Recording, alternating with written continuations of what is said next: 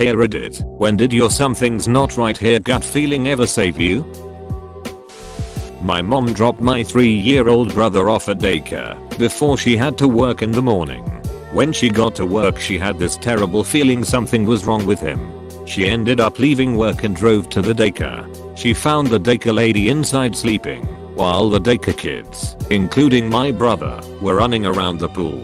My brother never went back to that daycare again. I had a gut feeling I should pull my wallet and phone out of my purse. Not even 20 seconds later, I get mugged. The man dragged me across the sidewalk and stole my purse, but all he ended up getting was a juice box and my birth control. I went to hospital with shortness of breath and my heart racing. They did a chest x-ray, blood test for blood clots, ECG, and a few other tests, but all came back normal. After observing me overnight everything still looked good. Oxygen saturation was perfect, my heart rate was still a bit elevated but nothing too crazy, and it seemed that it was likely leftover symptoms from a bad virus that I'd had a week or so earlier. The ear doctor asks me how I would feel if they sent me home, and I just had a bad feeling about it all. I told him as such, and that I had no real basis for it, except that I just felt off about it. He said fair enough, let's try one more test, and if that comes back negative then we'll send you up to general medicine and see if they can track something down. The test was a VQ scan that found despite all other tests showing no results for blood clots, I actually had a whole bunch of them in both lungs. I ended up with a diagnosis of unprovoked bilateral pulmonary embolisms, and I'm on blood thinners for life. Super grateful both for the bad feeling and the ear doctor who was willing to listen to it.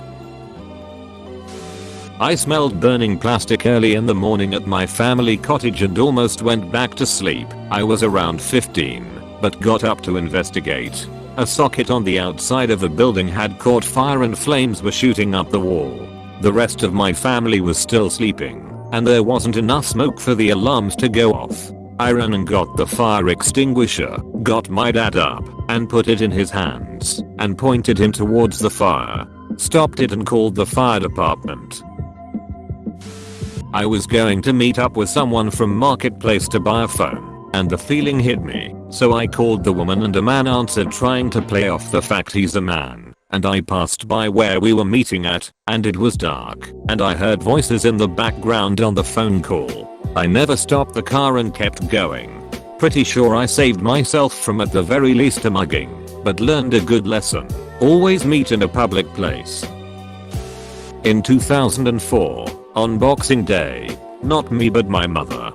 Family trip including all cousins and extended family on my dad's side, to visit the coastal south of Sri Lanka on vacation.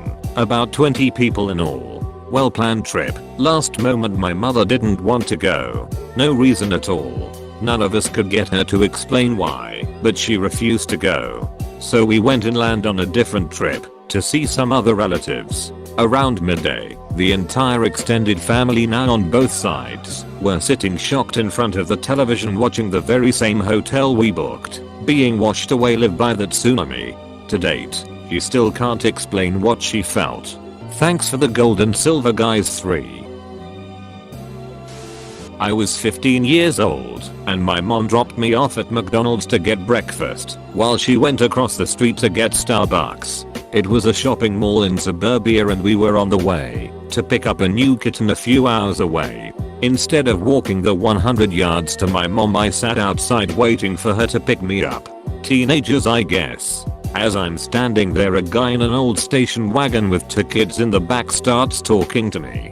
He asks me where I'm going, and I say whatever town it was. He says he's going there too with his kids, and asks if I want to come. I tell him no, that my mom is across the street, and he comes closer. My gut is saying something is off. So I see a random woman walk out of Starbucks, and I point to her and say that's my mom right there. He freaked out and left really quick.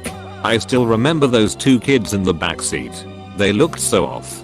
I wonder to this day if they are okay. Not mine, but my dad's. I was downstairs helping him with some woodworking when I was 10 or 11. He went to run a 2x4 through the table, saw when he noticed I was at his elbow rather than behind him. He stopped and told me to never stand behind a board when it's going through the saw in case it gets thrown. I thought he was being overly cautious, and I didn't have as good of a view from behind him, but whatever, I got behind him. He flipped on the saw and ran the board through. He only got 1/3 of the way through, though, when the blade hit a knot and flung the 2x4 hard enough to crash against the wall 10 feet behind. If I hadn't moved, it would have hit me square in the chest. Saw a mannequin ominously placed by the trash in a dark alley. Almost walked away, but decided to check it out because something felt really off. Turned out to be a 15-year-old girl who had odd. My dad had to go to court to settle a way overdue payment for the place he worked at. He was going to take me with him, so I can be more exposed to the adult world, so to speak. However, that meant he would have to leave the office back door unlocked, so the rest of the staff could clock in. He suddenly didn't feel right about it, and decided to have me man the office instead. He got T-boned outside the courthouse on the passenger side of the car that day. The car was totaled, and I would have gotten severely hurt if I was there. We were looking at houses a while back, and found one that was great location, would have been perfect size for us, and didn't appear to need any work other than new carpet and stuff I wanted to do, like painting and switching it over from oil burning furnace. I just had a nagging feeling about it, and my husband agreed.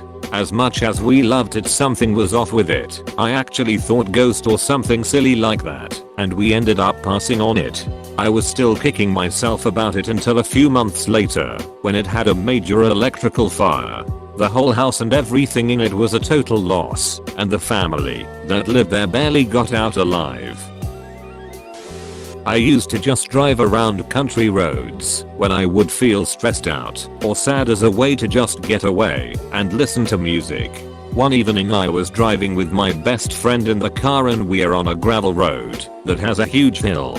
We were driving towards the sunset, but it was winter and the light was fading fast. As the car started down the hill, I had this moment where I thought to myself, my brights should be on. And I'd flicked them on, and at the bottom of this super steep hill stood 6 deer on the road. I slammed on the brakes and the car turned sideways and skidded to a stop like 4 feet from the deer.